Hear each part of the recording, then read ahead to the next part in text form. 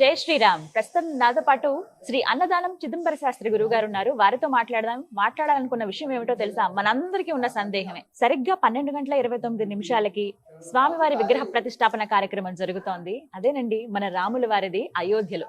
ఆ సమయంలో మన ఇళ్లలో మనం ఏం చేయాలి? అలాగే స్వామివారి అక్షతలు మన ఇళ్ల దాకా వచ్చాయి, మన దాకా వచ్చాయి. ఆ అక్షతలని ఏ విధంగా మనం వినియోగించాలి? ఇలా ఎన్నో సందేహాలు ఉన్నాయి కదా. వాటిపైన మనకున్నటువంటి సందేహాలకి నివృత్తి చేస్తాం. Gautam neuro care, brain stroke, migraine, fits, brain and spine surgeries కి బెస్ట్ న్యూరో సర్జన్. గురుగారు నమస్కారం అండి. ఇప్పుడు నేను చెప్పినట్టుగా అద్భుతమైన అరుదైన ఘట్టం అది. అంటే ప్రత్యేకంగా స్వామివారి విగ్రహ ప్రతిష్టాపన జరుగుతున్న సమయంలో మేము మా ఇళ్లలో ఏం చెయ్యాలి? అసలు ఏమైనా పూజాది కార్యక్రమాలు నిర్వహించాలా? రామనామ జపం చేయాలా?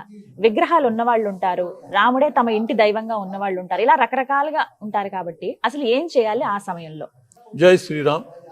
రామజన్మభూమిలో భవ్య మందిర నిర్మాణం చేసుకుని శ్రీరామచంద్ర ప్రభు యొక్క ఆ బాల రూపాన్ని, బాలరాముడిని ప్రతిష్ఠించుకునేటటువంటి విషయంలో ఈ జాతి చాలా త్యాగాలు చేసింది.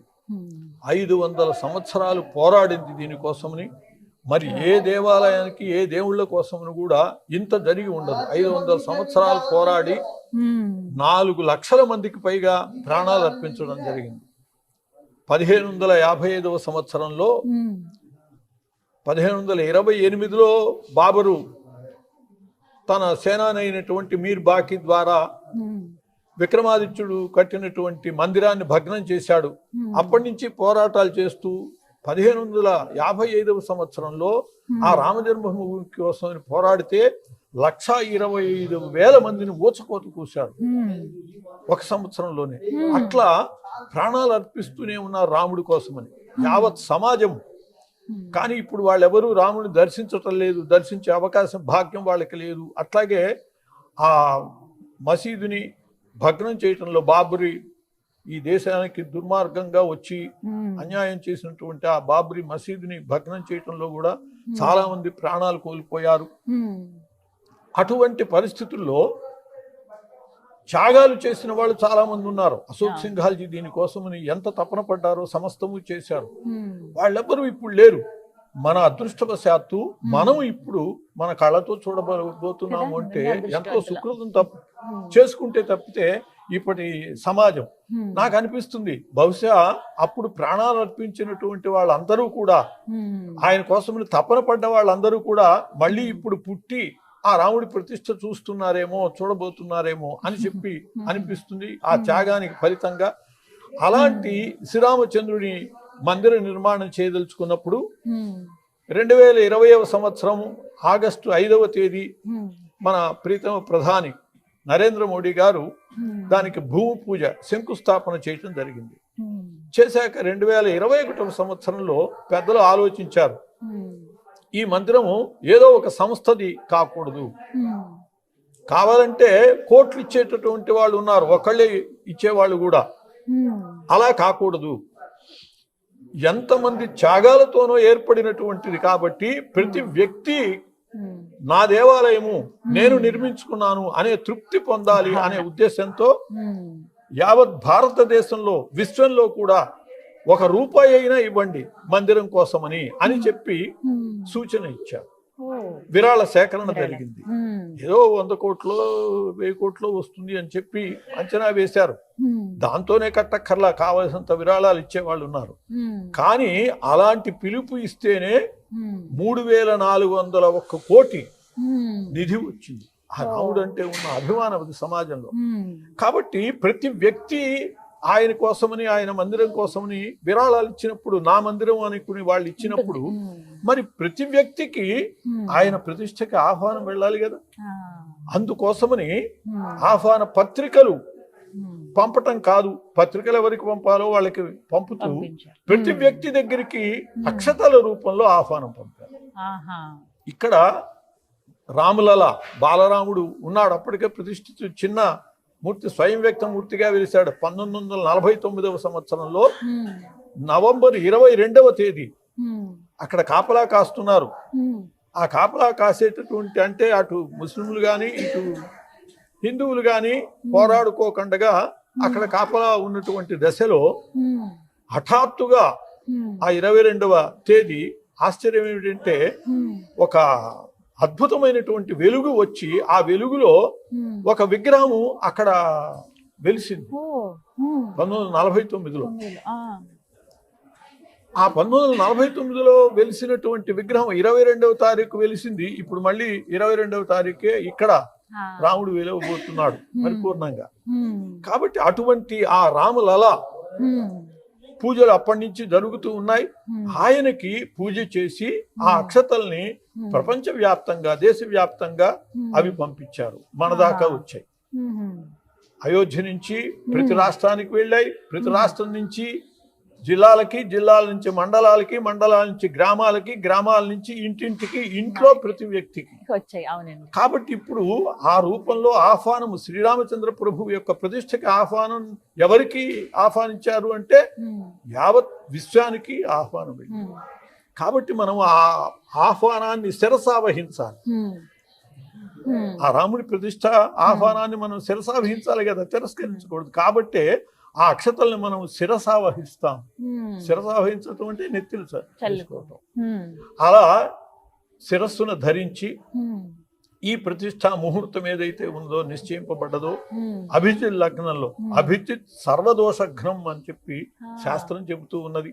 అలాగే చాలా అద్భుతమైనటువంటి ముహూర్తం, తెలియక ఏవో అనుకునేటటువంటిది కూడా సమాజంలో ఉన్నది. కానీ అట్లాంటి ముహూర్తంలో విరాజమానుడు అయ్యేటటువంటి ఆ శ్రీరామచంద్ర ప్రభువుని కళ్ళారా చూడాలి.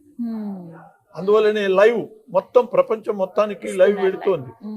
ఆ వెళ్ళేటప్పటికి చూడటానికి వీలుగా ప్రభుత్వం, కేంద్ర ప్రభుత్వం సెలవులు కూడా ఇచ్చింది.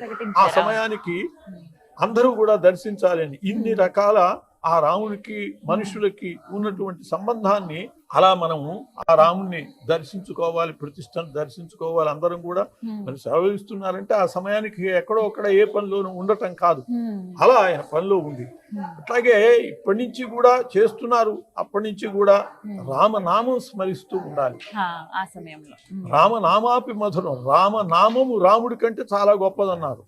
ఒక కవి చెబుతాడు, నీతో నాకు పని మీరా రఘుపతి, నీ నామమే గల్గ, నువ్వెందుకయ్యా, నాకు నీ నామం ఉంది చాలే అన్నాడు. అంతటిది రామనామం.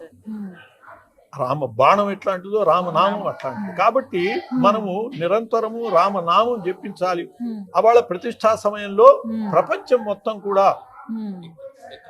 ఆ రామనామాన్ని మనం స్మరిస్తూ ఆ శ్రీరామచంద్ర ప్రభువుని ప్రతిష్ట మహోత్సవాన్ని దర్శిస్తూ మనం ధన్యులం కావాలి.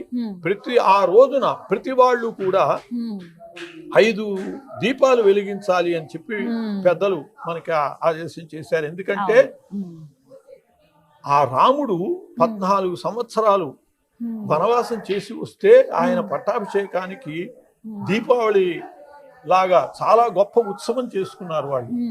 మరి ఇప్పుడు 500 సంవత్సరాలు అజ్ఞాతవాసం చేసి ఇప్పుడు ఆయన వచ్చాడు. 500 సంవత్సరాల అజ్ఞాతవాసం నుంచి ఇప్పుడు రాముడు బయటపడ్డాడు. ఇప్పుడు ఎంత వైభోగం చేసుకోవాలి, ఎంత దీపావళి, ఎంత ఉత్సవం చేసుకోవాలి. కాబట్టి మనం ఇంటింటా కూడా 5 అని వాళ్ళు చెప్పారు. ఇంటి నిండా మనం దీపాలు వెలిగించవచ్చు, ఇంటి నిండా అందరూ రామనామం చేసుకోవచ్చు.